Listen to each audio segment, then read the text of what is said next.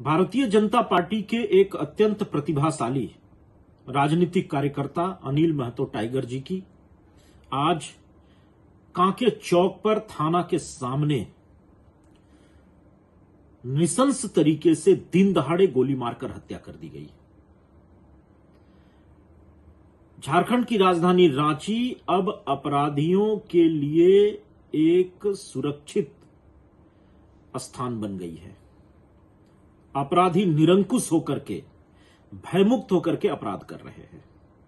कभी सुभाष मुंडा जी की हत्या हो जाती है, कभी अनिल महतो टाइगर की हत्या हो जाती है, कभी एनटीपीसी के वरिष्ठ अधिकारी की हत्या हो जाती है और राज्य में कांग्रेस और हेमंत सोरेन जी की सरकार गूंगी बहरी बन के गहरी निद्रा में सोई रहती है। भारतीय जनता पार्टी के प्रदेश अध्यक्ष बाबूलाल मरांडी जी के आह्वान पर भारतीय जनता पार्टी ने इस सोई हुई सरकार को जगाने के लिए सड़क पर उतरकर आंदोलन करने का निर्णय लिया है। कल रांची बंद है। झारखंड को अराजकता के गर्त से निकालने के लिए सड़क पर उतरे और रांची बंद को सफल बनाए।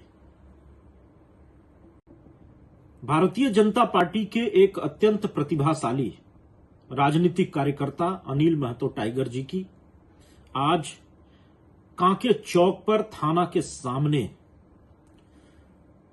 नृशंस तरीके से दिन दहाड़े गोली मारकर हत्या कर दी गई।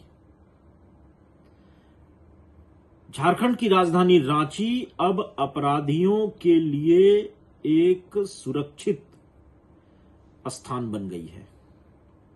अपराधी निरंकुश होकर के, भयमुक्त होकर के अपराध कर रहे हैं। कभी सुभाष मुंडा जी की हत्या हो जाती है, कभी अनिल महतो टाइगर की हत्या हो जाती है, कभी एनटीपीसी के वरिष्ठ अधिकारी की हत्या हो जाती है और राज्य में कांग्रेस और हेमंत सोरेन जी की सरकार गूंगी बहरी बन के गहरी निद्रा में सोई रहती है।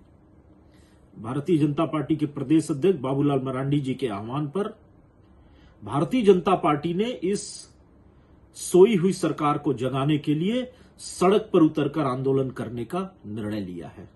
कल रांची बंद है। झारखंड को अराजकता के गर्त से निकालने के लिए सड़क पर उतरे और रांची बंद को सफल बनाए।